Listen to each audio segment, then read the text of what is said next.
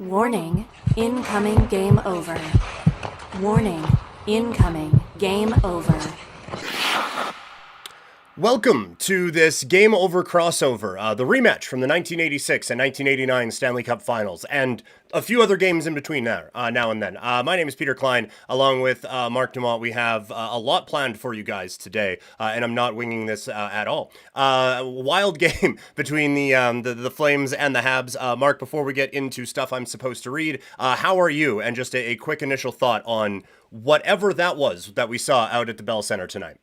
That was classic Habs, but I'll tell you what, Peter, I'm still bitter at the Flames for they're the only team to ever win the Stanley Cup in the Forum, and that is not acceptable. I love Lanny McDonald and everything about him, but damn you, Lanny McDonald, damn you. Very few people have bad things to say about Lanny McDonald, but I think most of them are from Montreal. They live right around the Forum. That's it. That's all. No, but it was such an amazing effort too, and it was one of those you respect them, but yeah, it's the one stain. In Montreal, but hey, these days those wins are a little harder to come by. Tonight was classic Montreal, Peter, and we'll get into that.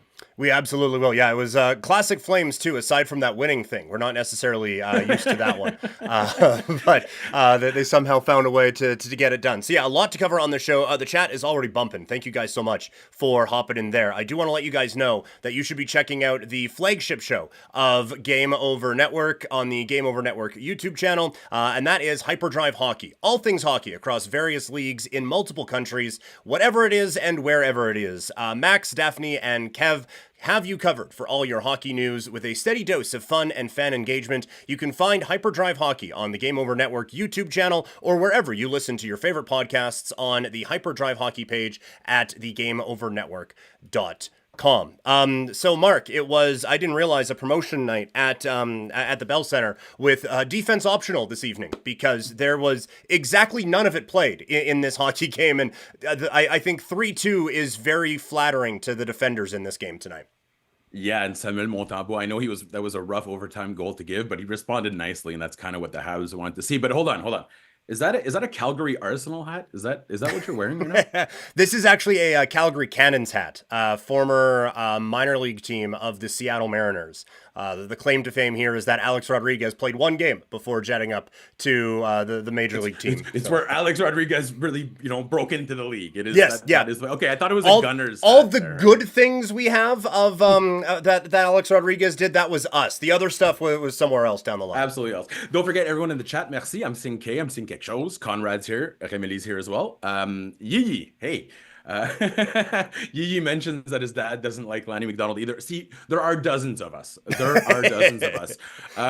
us a favor to like the chat, subscribe, stream, tell all your friends about it, and we'd really appreciate it. Again, grassroots movement here, so Andrew's worked so hard. So if you could spread the word, if you could like the stream, subscribe, tell all your friends, that would be great. I want Peter, because again, we know what our teams can do, so I'd like to hear what the fans thought about tonight, and we're going to get into that in the third segment. I will say this, for the first time in a very long time, and I don't know if it's because the Flames are the Flames, but the Habs had a strong first period. It was probably their best effort all year, and I'll go as far as saying this was their best loss. And I know fans are so sick of that little ray of hope amidst the parade of sadness, but to quote Martin St. Louis, this was actually a step in the right direction for the Montreal Canadiens, believe it or not.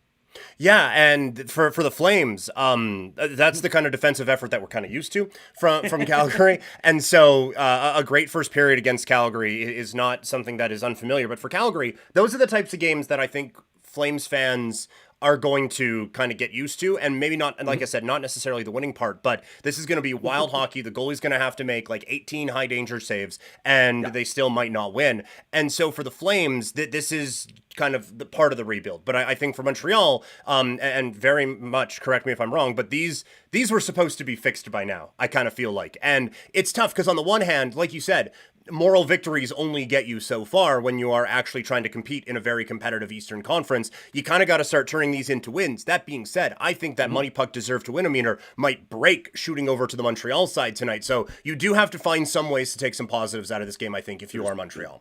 there's some silver linings. I'll say actually in the third period, I feel like the Habs really faded away, and that's where Calgary took over. And we're going to talk about Coronado because I had a chance to watch him while he played for Harvard alongside Sean Farrell. And this doesn't surprise me. I know that it hasn't been the easiest time in Calgary for him. You know, it's always those opportunities, a little difficult. But I really like what I saw from Coronado and Wolf. Hey, listen, if not for him, this game is probably 3-0 heading into that first intermission. So absolutely a great step. Now, I will say this, and it's funny because me and Andrew had a long discussion about this the other night. Tonight was the perfect example of that hybrid defense, which is new this year, 100% going wrong, right? So we saw Jake Evans, when he peeled off there, and you're actually supposed to break back into a zone. Well, there were 2 men that were playing man-to-man and 3 men that were playing zone, right? Or sorry, it's a little different because did they have an empty net at that point? No, it was tied. Either way, that's how the confusing one mistake by Jake Evans. He pivoted the wrong way and it opened up half the ice for about 6 seconds. So that's the crux of the issue with the Canadiens is they're really having a hard time with that hybrid defense that when it works well, Peter, and we've seen it. We've seen some teams use this very, very well. It is immaculate. But if you make one mistake, it looks really bad. And that's why Coronado had all that time and space to score. It was that damn hybrid system again.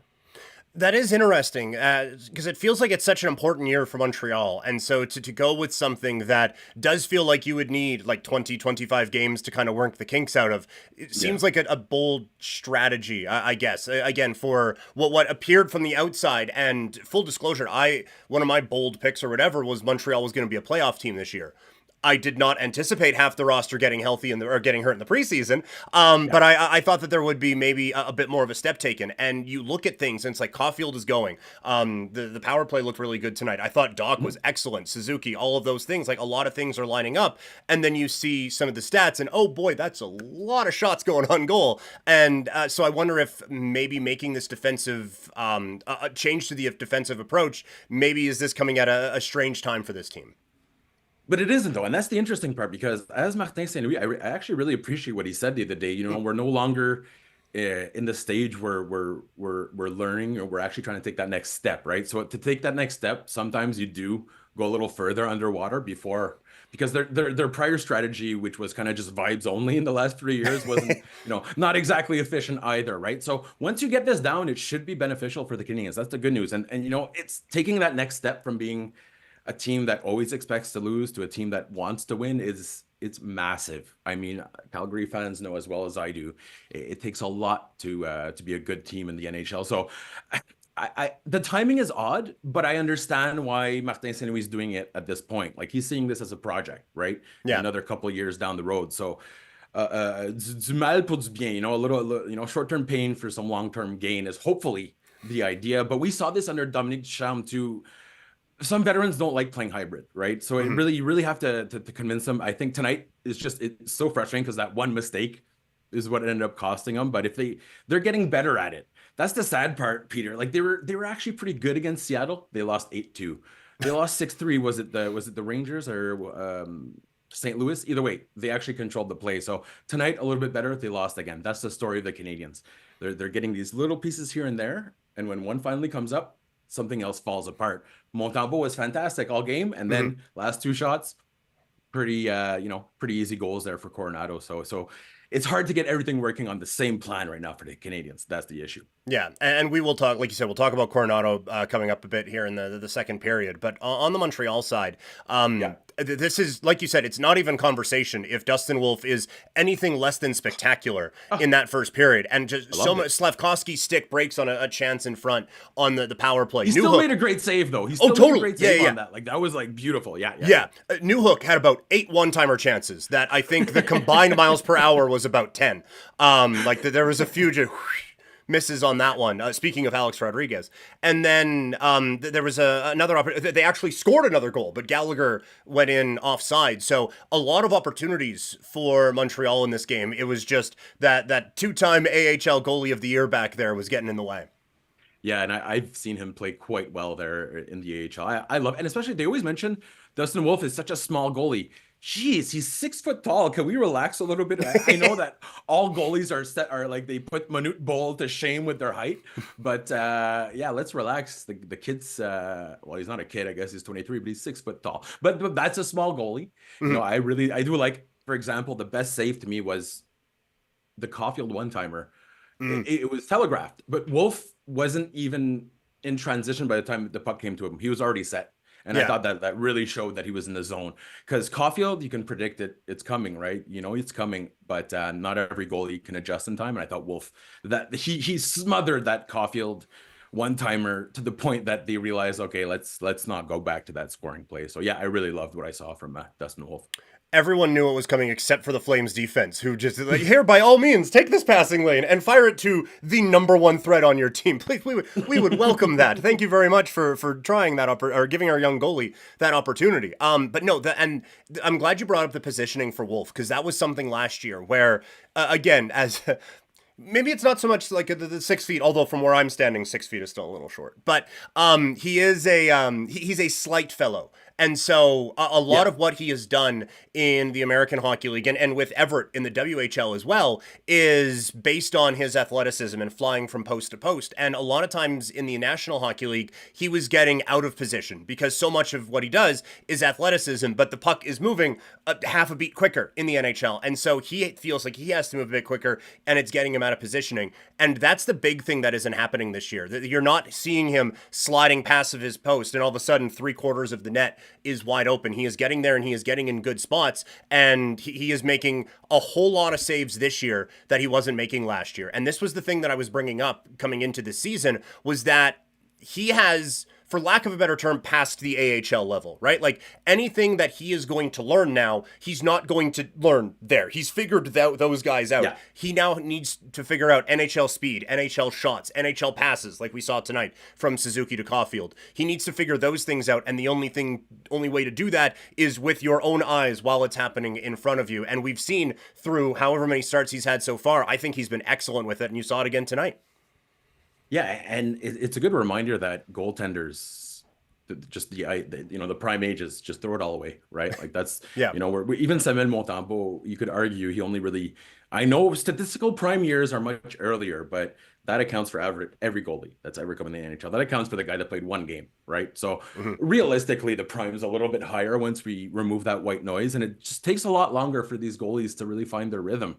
Their whole life, they're going from starter, right? Like Wolf, until he got to the NHL, was the busiest guy on his team probably for this whole career. Totally, yeah. So it takes a little while to adjust to the lack of starts as well, right? We know Caden Primo had that issue. We're seeing it last year. He really just had no consistency. Neither did Jake Allen. And once Allen was gone, they both started playing better. So yeah, having the net, it's key. Even if you're he played 5? Has he played half the games yet so far for Calgary? It's a little under, but basically around half. Yeah. If you can have him giving you a chance to win in half the games, I think it's a pretty good asset for your team. Yeah, no, and the situation last year was weird. He got called up a couple of times because of injuries, and then Vladar's hip just went on him. By the way, that was his 6th game tonight. Vladar's hip just kind of bailed on him, and so that put Wolf in the backup spot, but they still had Jacob Markstrom there, and that was a weird spot because Jacob Markstrom was traded, and then he wasn't traded, and then the deadline passed, and he was thrilled about it, and so it was a weird scenario where this guy who you asked, hey, do you want to move to New Jersey? That we were just curious. We're not trading you there. Now you don't want him just sitting on the bench the whole time. And so Wolf is going a week or two between starts. And there were some summers he probably didn't do that with how often kids are playing now. So that it was a weird situation. And now he's kind of grown out of it. And you mentioned Montembeault. I feel like we would be gushing about how well he played if not for Wolf. I thought, like you said, like the Coronado one, neither of them are amazing, but Coronado, as we'll talk about in the next segment here, has an unreal shot. So, like, there are buildings that wouldn't have stopped those shots. I think overall, Montembeault is someone who I think has kind of gotten a lot of attention, not just locally, but across the league and across hockey as well. I think it also speaks to, we still have 18, 19 goalies that are Canadian, right, in the league, but the overall, it's funny, we always discuss, what happened to Canadian goaltending? Nothing. It's other goaltending from other countries caught up, right? It's not necessarily that Canadian goaltending fell apart, but if we do go back to it, if we look at it, like, all these European goalies, they're getting goalie coaches from their minor league teams, like dedicated goalie coaches. We're not seeing that as much over here. Like the CHL, you'll maybe have one that'll come in once in a while. AHL, you have your guy, but from the Pee Wee, you're not having a goalie coach. So that's really, when we talk about the Four Nations Cup coming up, a lot of people say Montembeault, does he deserve it? Well, he deserves a look because let's be honest, there's really not anyone that's running away with it right now. But I will say this, when he's not like on par, when he's not better than average, the Montreal Canadiens have no chance to win. And it's not just like that. I'm not just throwing it. That's statistically true. He has to save them for them to have a chance to win. So one of the biggest issues in the last 2 years, Peter, is Montembeault has been the plaster on a lot of rented condos that had to pass the what do you call it, the exit test there when you're leaving a place. Basically, the Habs would have had to give a lot of their deposits back to the landlords, but Montembeault patched it up really well. So we're being realistic now. Without Montembeault, things are a little uglier. And in the long run, Peter, here's the thing, and I don't want to jump over everything. It's probably not the worst thing in the world right now that the Habs are heading towards a top 5 pick. It's probably the best thing in the long term that the Habs are heading for a top 5 pick. Now, everyone in the chat, I know some of you are rolling your eyes. So let me know what you think the Canadiens could do right now to change it. And also, we're going to be jumping to everyone, third segment, right, Peter? We're going to hit up the chat a little bit. Yeah. In the meantime, I think we want to talk about Sean Farrell's teammate from Harvard. Yes. What's the vibe about Coronado? You know, it's always funny. You see younger players. I mean, I see him. I think he deserves a ton of ice time, but I'm reading things haven't gone as well as possible for him. So what's the actual situation with him right now? It's a weird situation with Matt Coronado because there is obvious, you see tonight that the talent is there, and he was the best player the Flames had in the preseason as well, which was the case last year too. But one of the problems is it was a math issue for him. They don't, or at the time, didn't really need any more top 6 wingers. They signed Anthony Mantha to be the Huberdeau whisperer. Oh, yeah. And along with that, like Blake Coleman with Backlund isn't going anywhere. Connor Zary has worked his way into a spot, and they moved Pospisil down the wing, but there was still, it was this kind of logjam, and so the only spot for him really was on the 4th line, and Matt Coronado is not a 4th line player. So he was just kind of sent down to the American Hockey League, and then all of a sudden a couple of guys get hurt. They bring Coronado up, he plays on the 4th line, and actually does really well with the Lomberghini, Ryan Lomberg and them.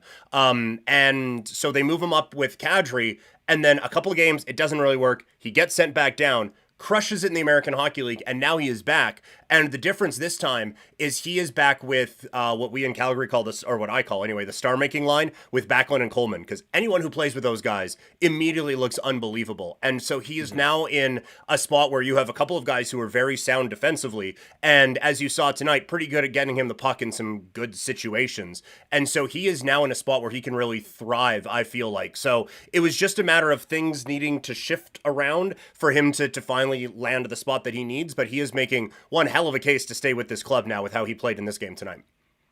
And everyone that Habs fans are quite familiar, because when Sean Farrell scored for Harvard, the name beside it or in front of it would be Coronado, no matter what. So obviously, but it was quite clear at the time that Coronado's skill set would probably translate a little bit better to the NHL. But it's interesting you bring that up.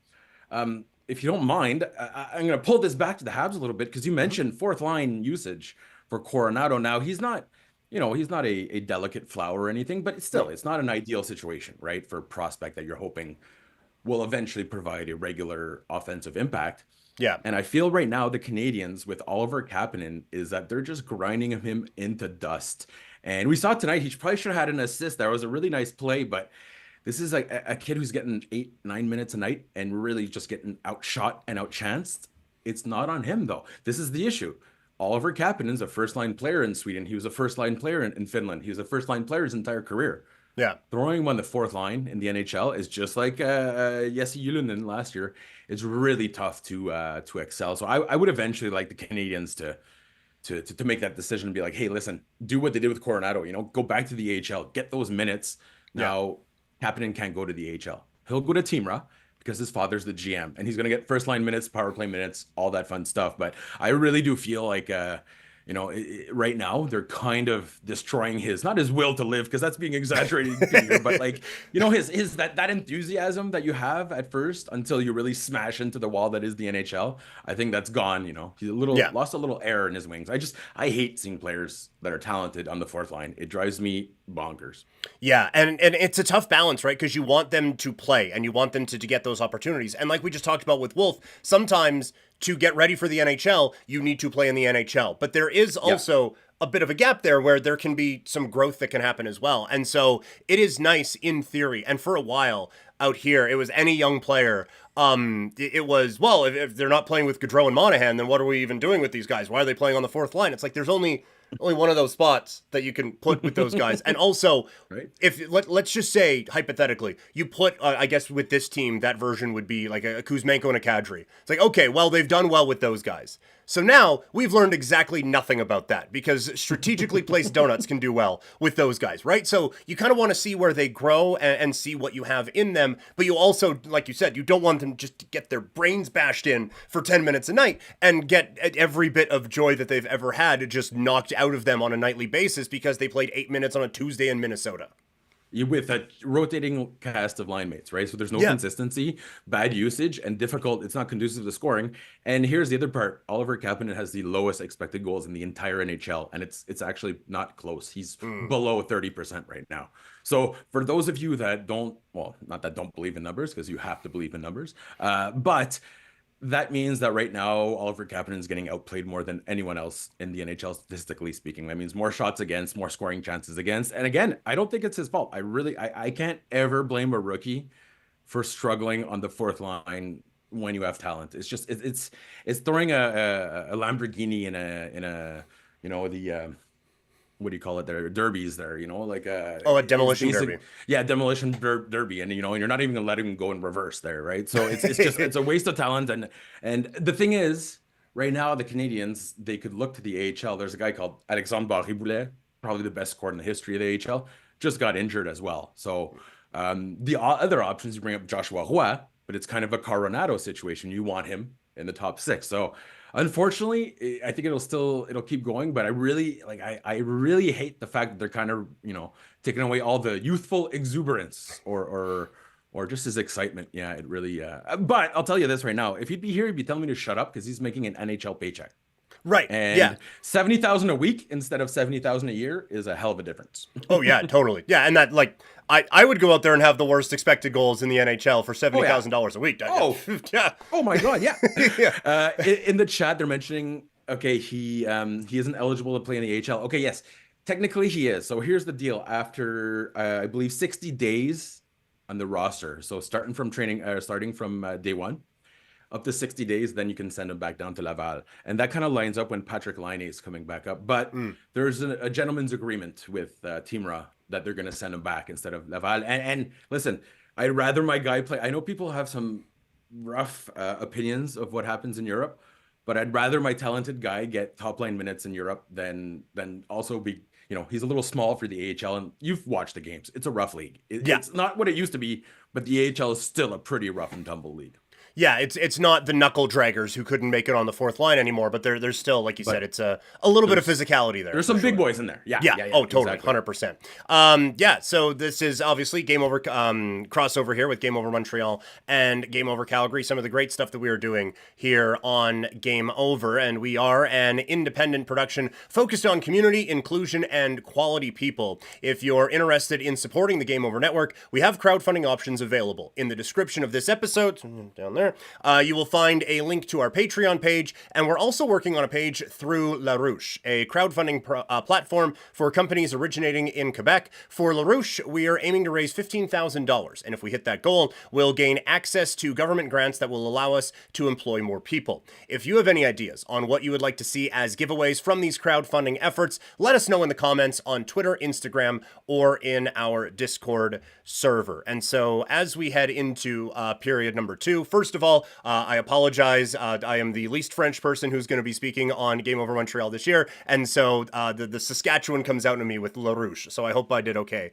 on that one. That was very good. Oh, thank you. Thank you. Yeah. The pride of Quill Lake, Saskatchewan couldn't have done better. And I'm talking about Lyle Odeline, obviously. Yes. Of course, yes. Yeah. Not Selmar Odeline. He's right up there, but definitely Lyle Odeline. Yeah. Looking at kind of a bigger picture now for Montreal, you said there that it might be for the best that this team get another top 5 pick. And admittedly, I kind of thought when Demidov fell to Montreal in the last draft, it was like, this is kind of you're looking for one last game breaker.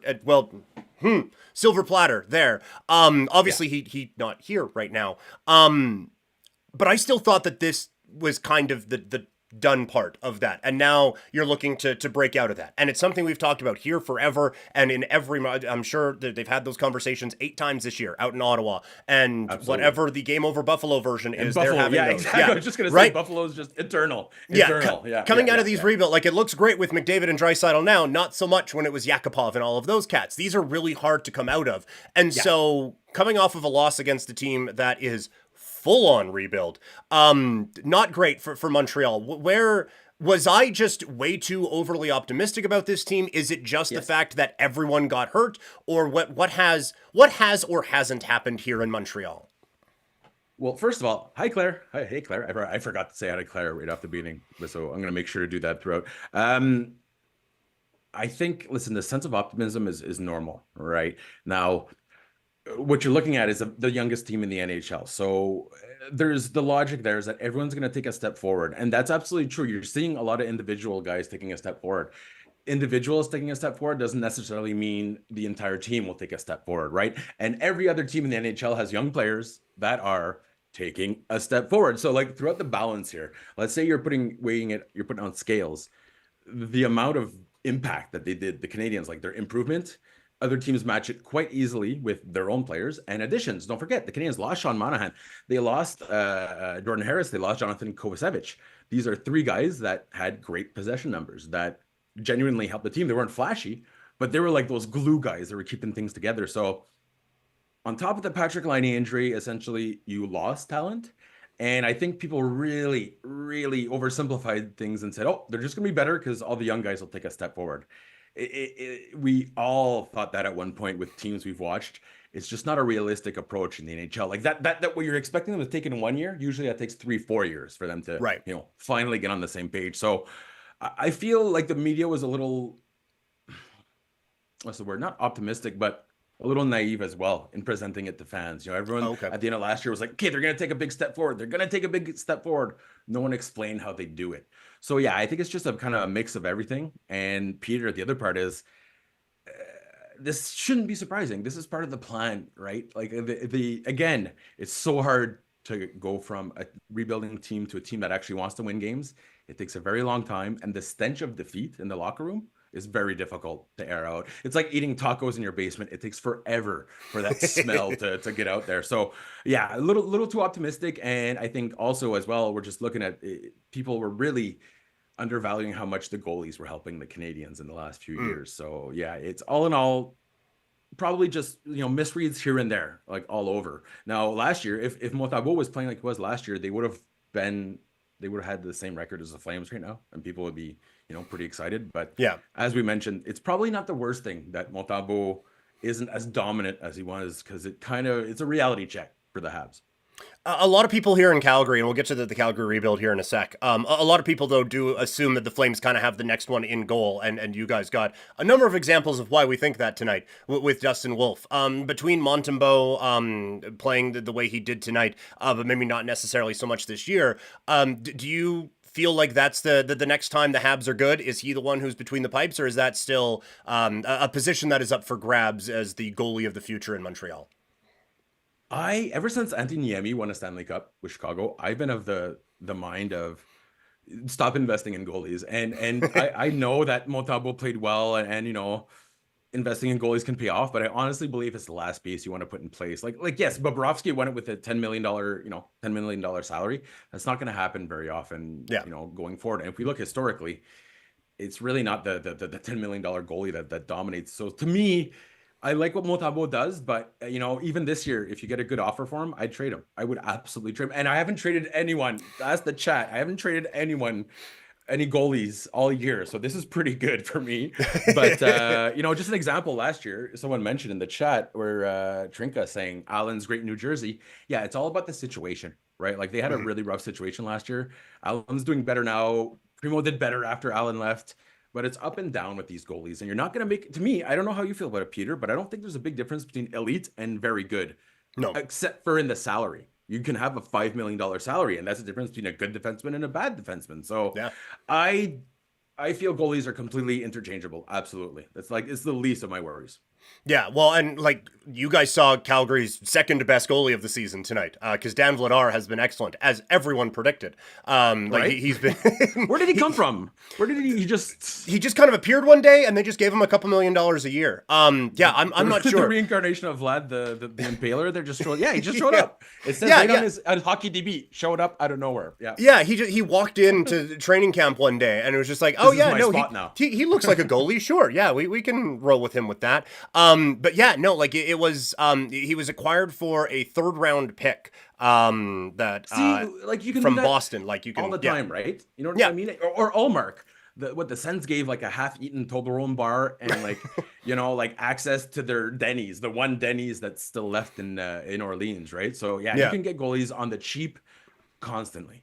They did this with David Riddick as well. Like he was Big Save Dave out here in Calgary. They just kind of plucked him from a European league I'd never heard of, and all of a sudden out he is being a huge goalie and competing for playoff opportunities with this team. So there was a goalie when I was younger called Jim Carrey. I don't know if the fans really remember him, because for a little while Jim Carrey the goalie was more famous than Jim Carrey the actor, because he came out of nowhere. I believe he won a Vizina that year. Disappeared. And that's what happens with goalies. They come and go. There's no, like, we've got to forget the era of the Drydens and the Carey Prices. I just don't see it as a logical approach to a modern sports landscape where every dollar, every investment is crucial. So yeah, I wouldn't, I'd honestly trade him tomorrow if there was an opportunity, a good value opportunity. Yeah. But you can find a Montembeault for a 3rd round pick. Like, I don't want to be mean, but that's the reality. When's the last time a goalie got anything on the market?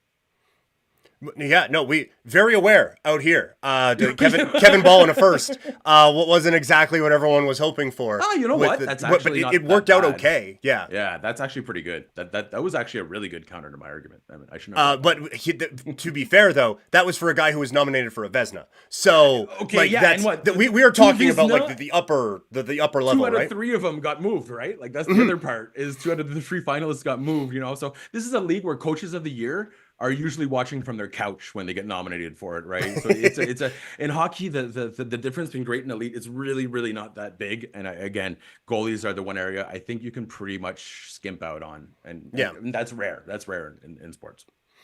And so for Calgary fans, because the Calgary is still in the infancy of this rebuild, I would say that they did a lot of the rebuild? I was wondering about that. Like, is this a rebuild or is it more of a retool on the fly? So they will call it a retool, because they do not ever like to use the word rebuild. The former president now, former president of the team once said rebuild. We don't even know what that word means around here. But I think that they have kept a few veteran players around, like a Backlund and a Coleman and a Kadri. They have kept Huberdeau around, but I don't know if that necessarily is by design or by choice. I think they just say have it's to. by choice at this point. Yeah. But for the Flames, I do think this is a rebuild. I think if they were looking to retool, the moves that they made with Hanifin and Tanev and all the guys like Lindholm, Zadorov, all of that, I think those would have been for guys who are a little bit closer to NHL rosters than they were. And so I think with their words, they will always out here tell you, no, we're competing for a playoff spot. We want to do this thing. We really want to go for it. We feel like just get in. I mean, you saw it, 2004. We just got in and made our way to the Stanley Cup final. That was the best. I was just thinking, that was one of the most enjoyable playoff series I've ever watched. Remember when Vincent Lecavalier went at it with Jerome McGinley? Oh, like, unbelievable. That was the best. And everyone in Canada, it was one of the legit times where everyone was cheering for the Flames. Now, this is pre like social media, so not everyone was a pizza cutter, all edge and no point. But like everyone was cheering for the Flames, and it was like pure. It was, I don't know, that was the best. I'm just thinking of it now. I remember, I think I was 18 years old during that series, or maybe actually I was a little bit older now that I think about it. But still, that was a fantastic series to watch. It was, and the Aguinla Lecavalier fight should be a statue outside of the new arena when it's completed. And what was in it? a It was couple of years Conroy, Le Cavalier, or sorry, Conroy, who and not Letowski. Who was the third guy on that line with Ginla and Conroy? It was who did play with him? Saprikin had a couple of good moments, but I don't think of it. Jelena had Damon some big Langkow moments. or something. Is that possible? Langkow was after. Langkow came in Either way, afterward. they had a but yeah. fantastic line, and that was some good hockey right there. When Yeah. I think about a playoff series, I think about the Vincent Le Cavalier versus Aguinla series. That was just two captains going at it, right? It was incredible. But for the organization, they then saw they didn't see miraculous run led by guy who, and I know where I'm saying this, but maybe should have won a Hart Trophy. Nope. You know, it's funny because like Montreal writers just straight up left them off ballots. Yes, like, we're aware. But I can't talk about Montreal voting with the because they get very, very upset when we point out their terrible decisions. Okay, well, far be it from me then to point out that Jerome Aguinla should have absolutely won that MVP. But you have him. Yeah. You have Mika Kiprasov, who was playing the best goaltending anyone in this organization has ever played at that point. They took that as, we just have to get into the playoffs, and who knows, something like that could happen. And so just get into the playoffs has always been the mantra, which leads to Calgary Flames greats, Tony Amonte and Owen Nolan and Troy Brouwer and all of those sorts of guys. And so now they have finally gone with the actual, like with their actions, they are showing they are going with a rebuild route. And so that is why I think you see like Bruce Davidge get traded for and all of those instead of like actual NHL players. As we go into this part of the rebuild now for the Flames, where the teardown, there might be a couple of moves, but the tearing down has mostly wrapped up.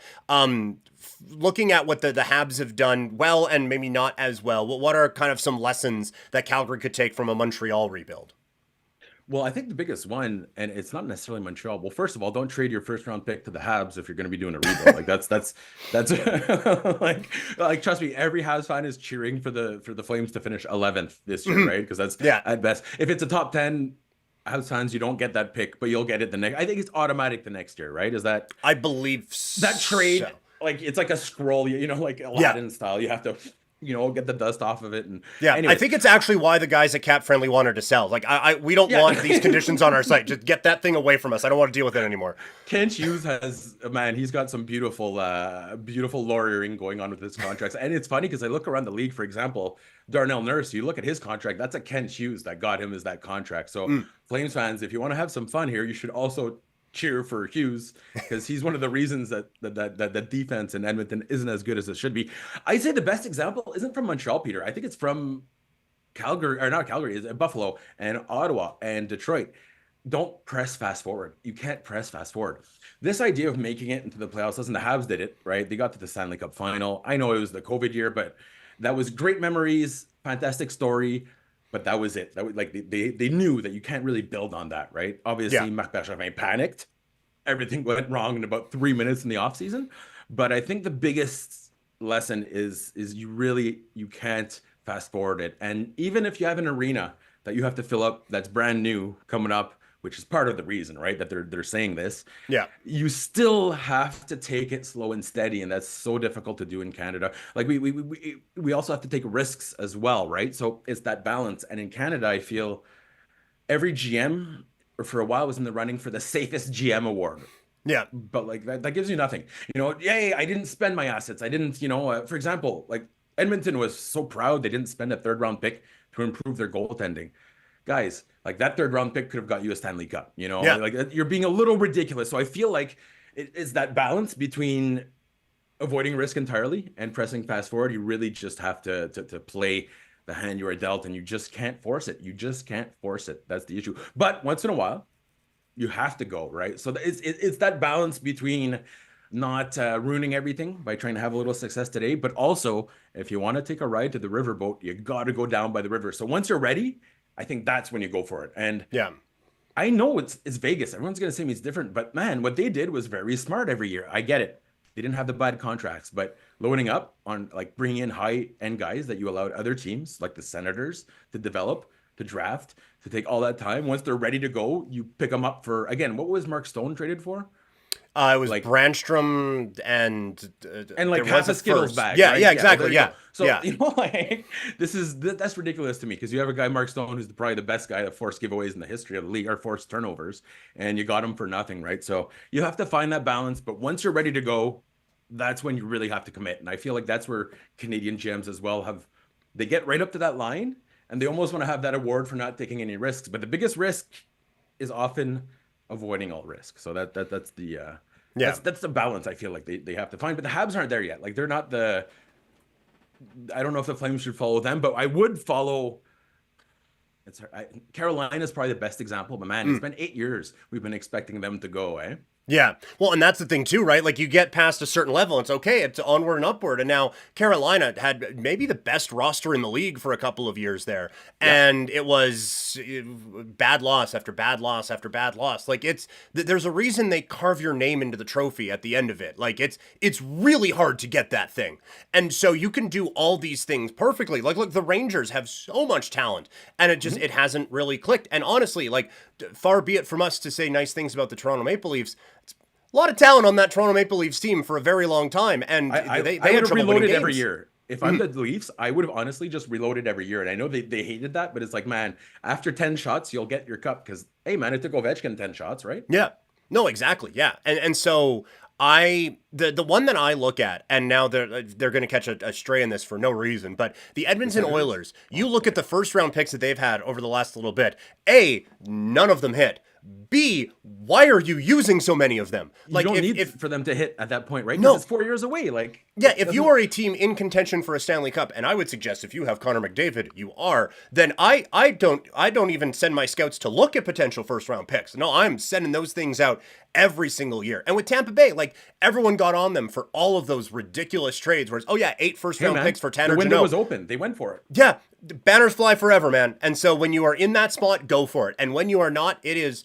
I don't fully go with the anything not nailed to the ground you send out because I do think having a Backlund there for a Coronado is good. Having a Kadri there who helped Pospisil and Zari last year is good. But there are sometimes like Kuzmenko and Mantha are the ones who get a lot of the attention here this year. Those guys, yeah, 4th round pick would be fine or something along those lines, right? Like there are a certain level of guys that you trade, but there are a couple of veterans you need to keep. But when it is go time, I'm with you. It is like full throttle. Let's go. I mean, okay, so the Oilers drafted a goalie called Emil Vinny in the 2nd round that will, listen, good luck to him, will never play in the NHL. He will never see the ice here. He will make absolutely any impact. And they could have had someone that gave him a better chance to win the Stanley Cup. Like and I'm actually talking about Jake Allen. That's actually the trade that they had been looking at. And that's a crime, man, to waste McDavid. I know I'm going way, but and Draisaitl, that is an absolute crime. It's a sin in hockey to waste them because this was a basketball team, Peter. You know that they would have traded every single draft pick from now to eternity for the following players, right? Yeah. They would go for it. Yeah. So I think that's really in Canada. We really fear risk to the point that it becomes a risk, if that makes any sense. Totally. Yeah. I see in the chat. Bye, Claire. Yeah. Wanted to make sure we got that one in there. Yeah, we're going to go to the chat here as we get ready for our 3rd period. But first, I do want to let you guys know that Game Over, obviously, we have you covered after the game. This has been great so far. By the way, like the video. How could you not? But in order to get ready to watch your favorite team or your favorite sport in general, you got to get your game on, too. Game On Hockey is a short-form daily news podcast covering everything you need to know about the hockey world in under 10 minutes, hosted by Graham Mosman Monday through Friday, on the Game Over Network YouTube channel and in podcast form, which you can find at thegameovernetwork.com. Graham has done radio out here before a ton. I know him really well, doing an unreal job with a lot of the Game On stuff. So really happy to see that with the national side of things. It's a nice little catch up before you get ready for the games that evening. So Mark, you are the one who is doing a much better job than I paying attention to our chat as we get ready for our 3rd period here. What seems to be the general consensus down there? Well, first of all, everyone's saying, and Trinka is here, always in the chat saying, we can compliment Toronto on the roster while also making fun of them for never getting anywhere with it. That's a perfect happy middle right there. Yeah, and I feel like a little bit of me dies inside every time I mention like that. That's a good lineup. But yes, absolutely.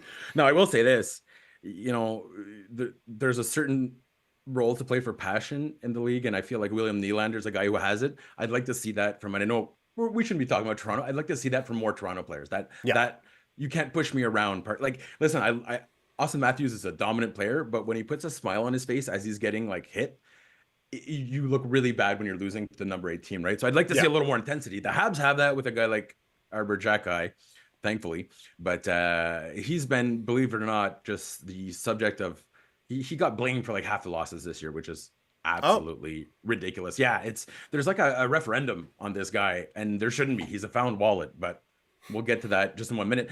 Remily mentions, this is going back to the Tampa Bay thing, the Tanner Jeannot trade was dumb though. Yeah. Now, what was that? The 32nd overall pick? Right? Yeah. They're 2 firsts, right? Yeah. Let me pull it up here officially, but yeah. So that would have been okay. It wasn't Sam O'Reilly, but you would have essentially gotten a guy with like a 6% chance of. And I get it. You know what? That was very expensive, but at the end of the day, I'm fairly certain they still didn't give anything of quality away, right? So, and that's the situation for the Habs right now. Like, if they're gonna make a deal, they need it to be high end, not low end.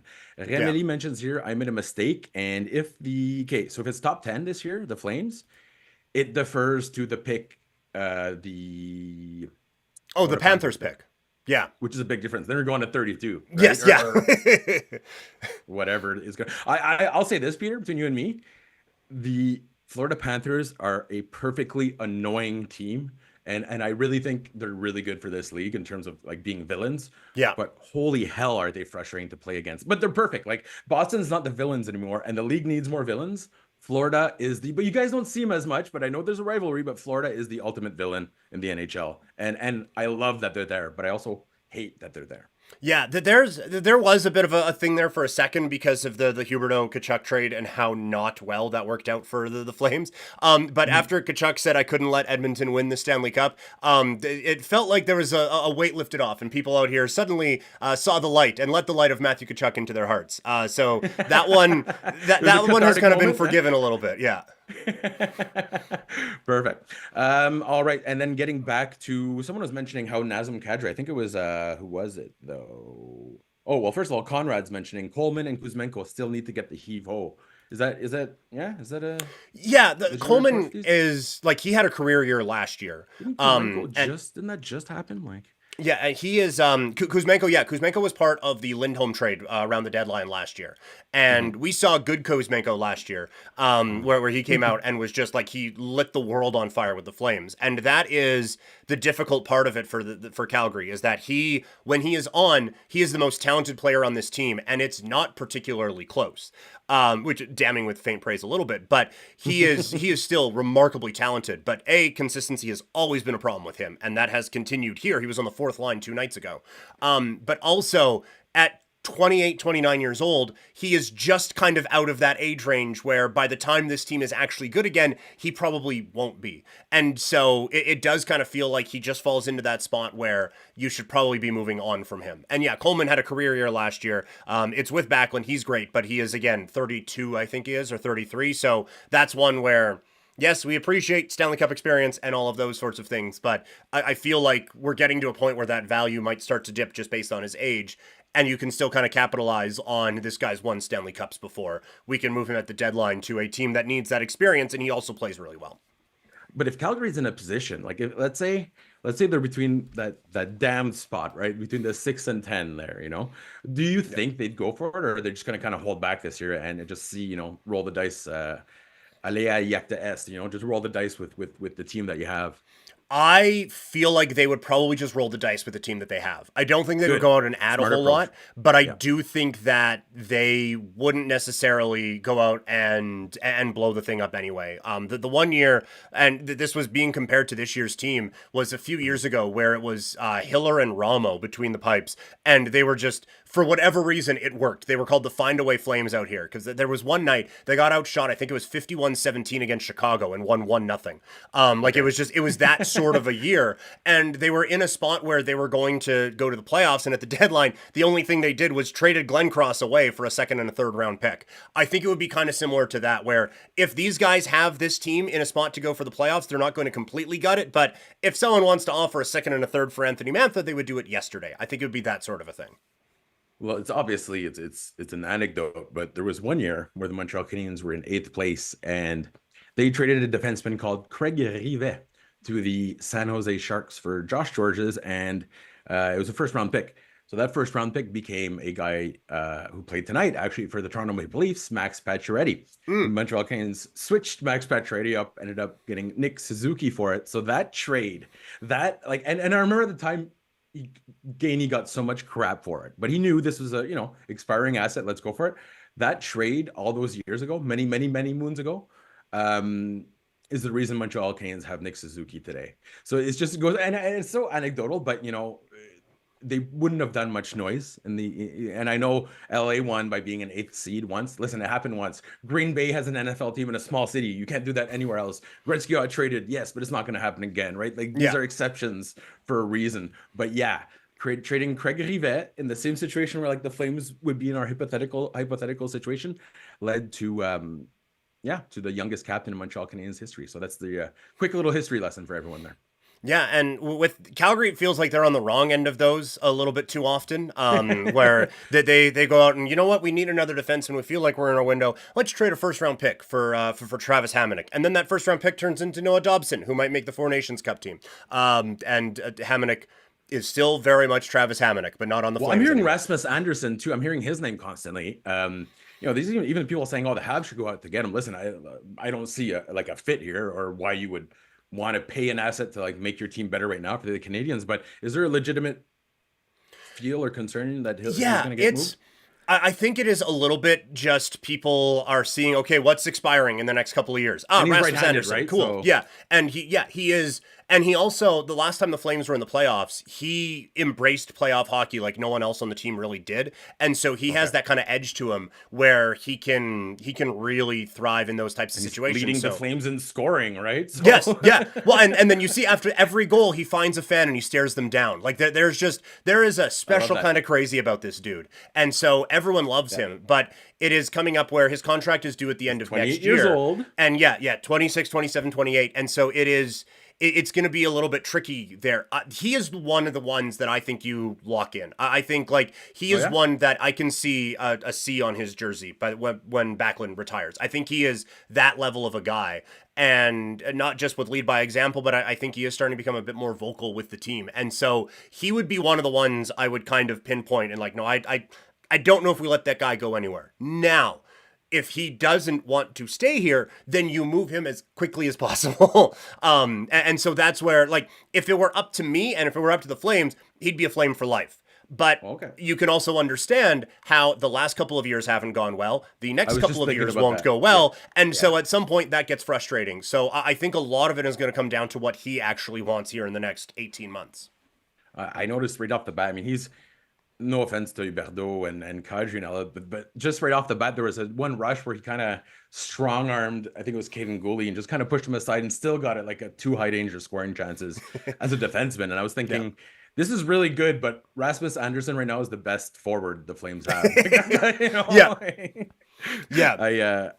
I do love the idea of having him, but it's so dangerous at that age, right? At 28 years old. But if you're not paying assets for him, then absolutely, that's a guy you want to keep. I don't know if NHL teams really have to stop overpay. Like, I hope Calgary gets tons of assets for him if they decide to move him, but that's the deal I would want teams to avoid, I think, in the future. Because that 28 years old, I know it's ironic because I still think I have my whole life ahead of me. And at 28, we're saying, oh my God, it's the oldest man in history. It's just such a risky, that prime age keeps coming down. So I don't know. I'd look at him if I was, again, ready to make that last push.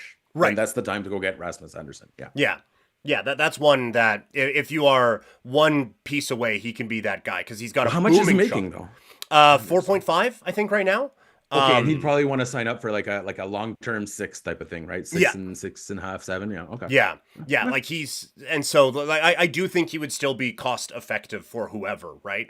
But he's got this booming shot. I think he is just scratching the surface on what he can do offensively. He skates pretty well, and he gets beat in his own end a little bit, but he also has been paired with Kevin Ball and guys like that who are developing and kind of getting better. But when this team is good again, Kevin Ball is going to be their 7th defenseman, not their 2nd. So so he's been kind of put in a bit of a tough spot, I think, a few times. What about, I have a question because he's from my hometown.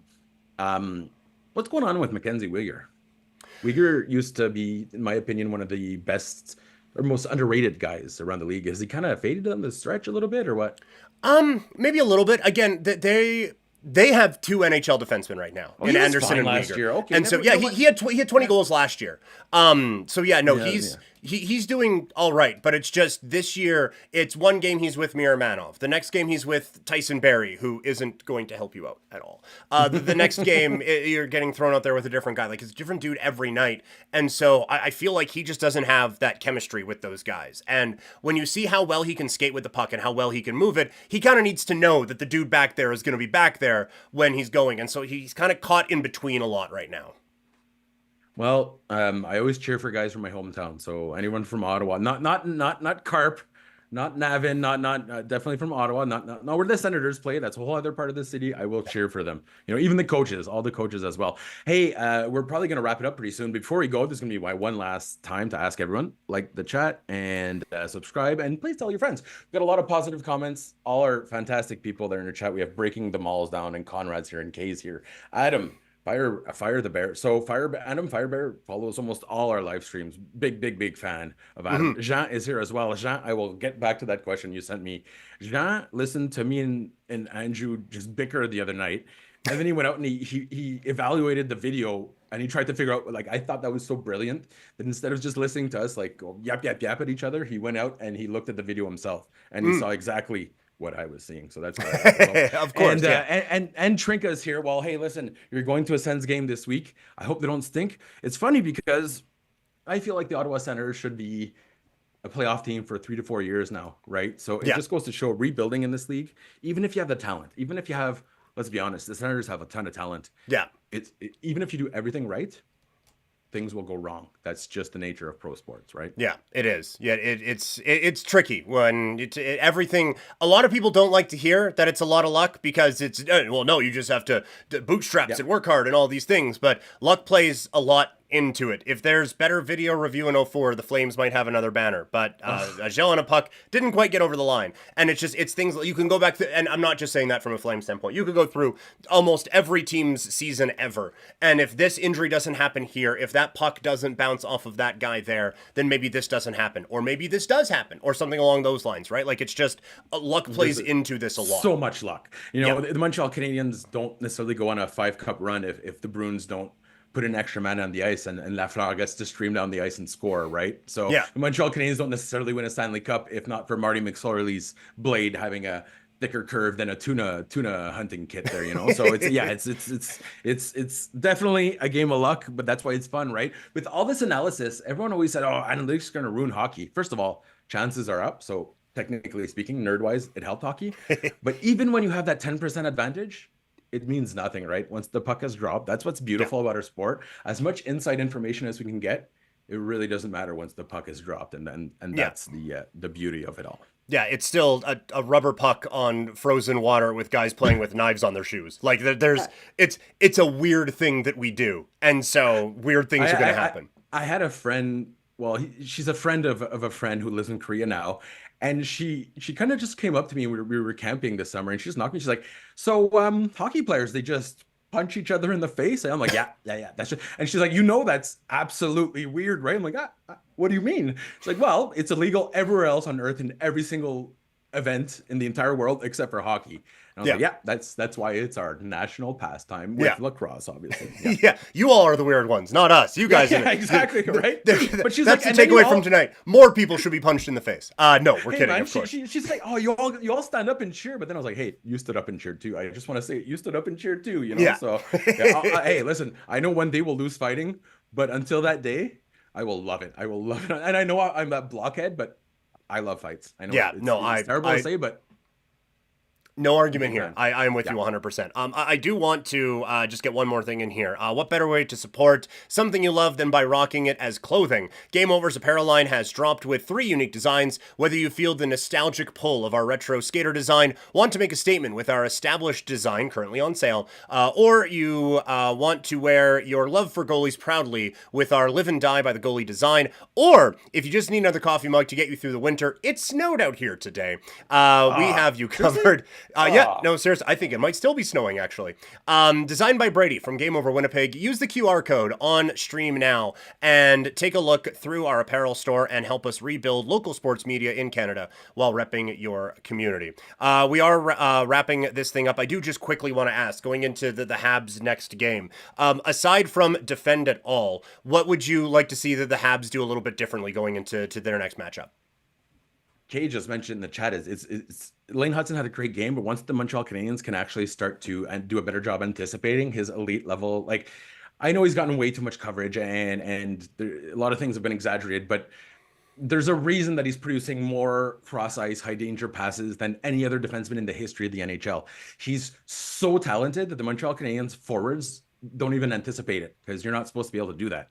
Like it's off the charts good. So I would like to see the Habs anticipate Hudson's greatness. And I know that sounds like the most arrogant sentence anyone could do. I would like to see them just kind of just assume that he's going to make that ridiculous play and go for it, because that's how you get the most out of elite players. And hey, cheers. Thank you to Andrew for moderating our chat. Has been doing it all year. So that's absolutely big thank you. Yeah, absolutely. And I think next episode, Kay might be on Montreal. I'm not sure. It might be me, might be Andrew, but it's going to be one of us. And we're back on Thursday. When's Calgary back? That is an excellent question that I was rapidly pulling up, and well, that's the good news. We live in the moment. We live in the today. Yeah, exactly. It's the here and now, man. I'm not even worried about even after this stream is done. Coming up, the Flames play again on Thursday against the Boston Bruins, which was a significantly more intimidating game a year ago. But it is another matchup with Elias Lindholm again, who is out there, and Nikita Zadorov as well, who I think both of them maybe got more money and years from Boston than they probably should have. But also the Habs are going to face Jake Allen, so you know what? That's going to be a 3-0 shutout for Jake Allen. You just guarantee it. That's how it happens. Yeah. But I liked how you said it before with Hudson. And I think when I tell people the story about when I got laid off now, it's not that I got laid off. It's that they just did not anticipate my greatness well enough. That was on them. That was their problem. Y'all should be anticipating my greatness more. Yes. Come on. Yeah. How could you not? Like, come on. And now they have me back, which is hilarious. But that's another story for another market and another time. Yeah, on the Calgary side, obviously, like they get a win. That was great. Defensively, it was a train wreck. So don't do that ever again. It was entertaining though, and hey, listen, that's what happens when a movable force comes with a stoppable object. Yes, entertainment. That's entertainment. And tonight we had a great, entertaining game. It was fantastic. Great way to end that one off. Marc, thank you so much, man. This was a whole lot of fun. Thanks to everyone in the chat. Thank you. Yes, thank you, chat. You guys were great. One more time, like the video, subscribe. Marc, sorry about Lanny McDonald. And we will we'll talk to you guys later. I can't grow that kind of mustache. He puts my mustache to shame too, man. He puts every mustache to shame, though. What a man. It's a man stash. Lanny McDonald has a man stash. That's what it is. Yeah. All right. Good night, everybody. Good show.